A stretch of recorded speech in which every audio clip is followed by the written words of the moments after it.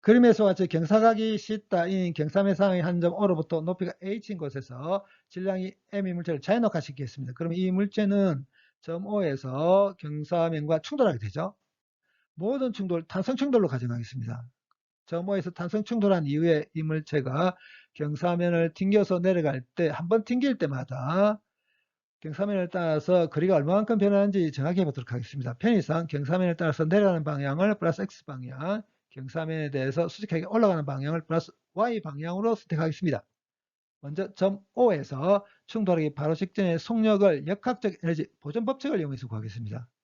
자연낙하시킵니다. 속력 0에서부터 시작할 겁니다. 출발하는 순간 운동에너지 0이죠.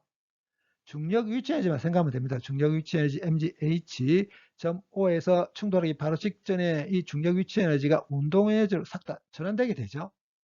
점 O에서 충돌하기 바로 직전의 속력을 V0라고 하겠습니다. 그럼 운동 에너지 2분의 1 mv0 제곱 같아야 되죠. 질량 없앤 다음에 점 O에서 충돌하기 바로 직전의 속력 V0 구해보면 루트 2jh입니다. 점 O에서 탄성 충돌합니다.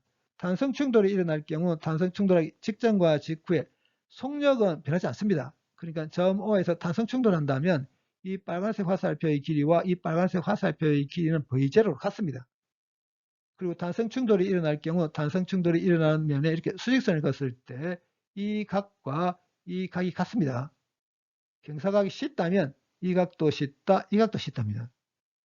이제 점 O에서 탄성 충돌한 이유만 생각하도록 하겠습니다.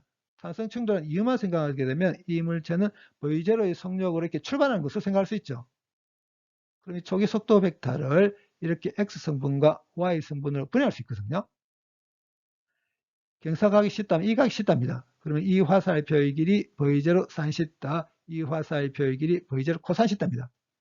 이 중력과 속도 벡터도 마찬가지로 이렇게 X성분과 Y성분으로 분해할 수가 있거든요. 경사각이 C다면 이 각도 C다입니다. 그러면 이 화살표의 길이 G sin C다, 이 화살표의 길이는 G 코사인 C다입니다.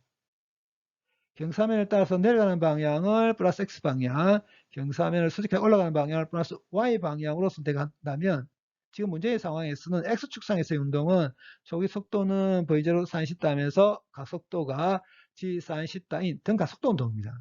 Y축상에서의 운동은 초기 속도는 V0 코사인 C다면서 가속도가 마이너스 G 코사인 C단위 등가속도 운동입니다. 그렇기 때문에 임의 순간 t일 때 위치의 x성분은 t = 0일 때 위치의 x성분 x0에 v0x의 t를 곱하고 2분의 1 xt 제곱한 세항을 더해버리면 되거든요. 점 O를 기준으로 선택하겠습니다. 그러면 x0 0이죠. v0x, v0 sin θ, ax, g sin θ입니다. 비슷하게 임의 순간 t일 때 위치의 y성분도 이런 식으로 쓸 수 있거든요. 점 O를 기준으로 선택합니다. y0 0, v0y, v0 코사인 시타, ay가 마이너스 g 코사인 시타입니다. 이미 순간 t일 때 속도의 x성분은 t = 0일 때 속도의 x성분 v0x에 axt를 곱해서 더해버리면 되거든요. v0x, v0 sin 시타, ax가 g sin 시타입니다.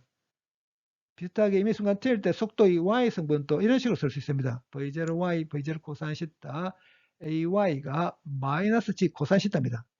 먼저 O에서 A까지 거리부터 정해보겠습니다. O에서 A까지 거리는 어떤 거리냐면 O에서 A까지 오는 동안, 그러니까 공중에 머문 시간 동안 플러스 X 방향으로 움직인 거리입니다. 그래서 O에서 A까지 거리를 구하기 위해서 일단 O에서 A까지 오는 동안에 걸리는 시간, 공중에 머문 시간부터 정해보겠습니다.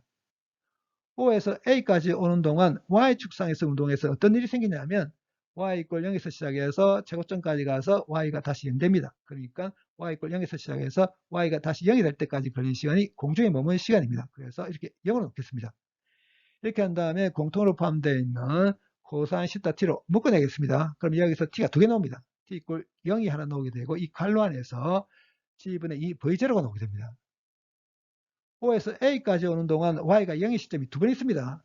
출발할 때 한 번 있고 최고점까지 가서 다시 Y가 0이 될 때 이만큼이 시간이 걸립니다. 그러니까 이 녀석이 O에서 A까지 오는 동안 공중에 머문 시간입니다.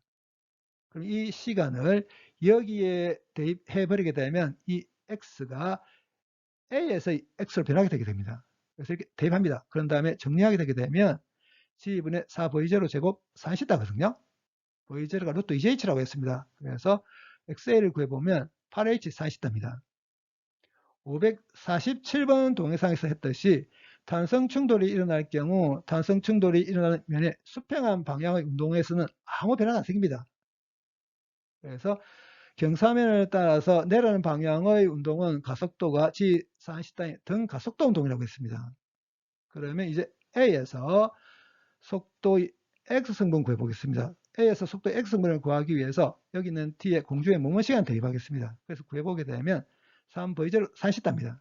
그 다음에 A에서 탄성 충돌이 일어날 경우 탄성 충돌이 일어나기 직전과 직후에 속도의 Y성분 구해보도록 하겠습니다. 그러면 탄성 충돌이 일어나기 직전에 속도의 Y성분을 구하기 위해서 여기 있는 T에 공중의 모먼 시간 대입하겠습니다. 마이너스 V0 코사인시타입니다.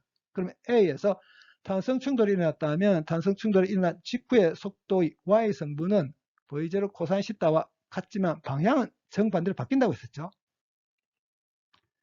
그래서 점 A에서 튕겨 오르는 순간 속도의 Y성분은 V0 코사인시타입니다. 속도의 X성분 3V0 사인시타입니다. 근데 점 O에서 튕겨 오르는 순간 속도의 Y성분 V0 코사인시타죠. 점 A에서 튕겨 오르는 순간 속도의 Y성분과 같습니다.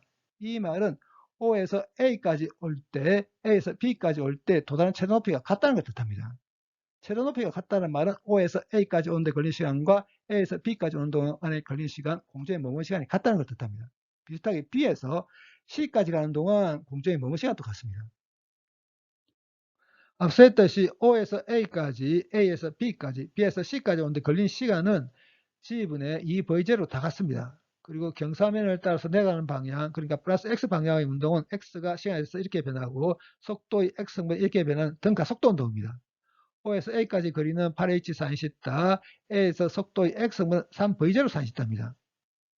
그러면 O에서 B까지 거리를 구하기 위해서는 이 녀석을 2배 한 걸 여기 대입하면 됩니다. 그러면 이 X가 XB로 변하게 되게 됩니다. 그래서 대입해서 구해보게 되면 24H 사인시타입니다. 이제 B에서 속도의 X분을 구하기 위해서 이 녀석 2배 한 걸 여기 대입하겠습니다. 그러면 B에서 속도의 X성분은 5V0 사인시타입니다. 이제 O에서 C까지 거리를 구하기 위해서 이 녀석을 3배 한 걸 여기 대입하겠습니다. 그래서 구해보게 되면 O에서 C까지 거리는 48H 사인시타입니다. 그 다음에 C에서 속도의 X성분을 구하기 위해서 이 녀석 3배 한 걸 여기 대입합니다. 그래서 구해보게 되면 7V0 사인시타입니다. O에서 튕길 때, A에서 튕길 때, B에서 튕길 때, C에서 튕길 때 속도의 Y성분은 V0 코사인시타로 안 변합니다. 그렇지만 O에서 튕길 때 속도의 X성분 V0 사인시타, A에서 튕길 때 속도의 X성분 3V0 사인시타, B에서 5V0 사인시타, C에서 7V0 사인시타입니다. 그래서 튕길 때마다 속도의 Y성분은 변하지 않는데 속도의 X성분이 점점 커지니까 경사면에 대한 이 각이 점점점 작아집니다. O에서 A까지 거리, O에서 B까지 거리, O에서 C까지 거리가 정해졌습니다. 그러면 말한 것처럼 O에서 A까지 거리는 8H 사인시타, A와 B 사이 거리는 XB에서 XA를 빼버리면 되거든요. 24H 사인시타에서 8H 사인시타 빼게 되면 16H 사인시타죠. 그 다음에 B와 C 사이 거리는 XC에서 XB를 빼면 됩니다. 48H 사인시타에서 24H 사인시타를 빼게 되면 24H 사인시타죠. 그 다음에 D와 C 사이 거리는 32H 사인시타겠죠.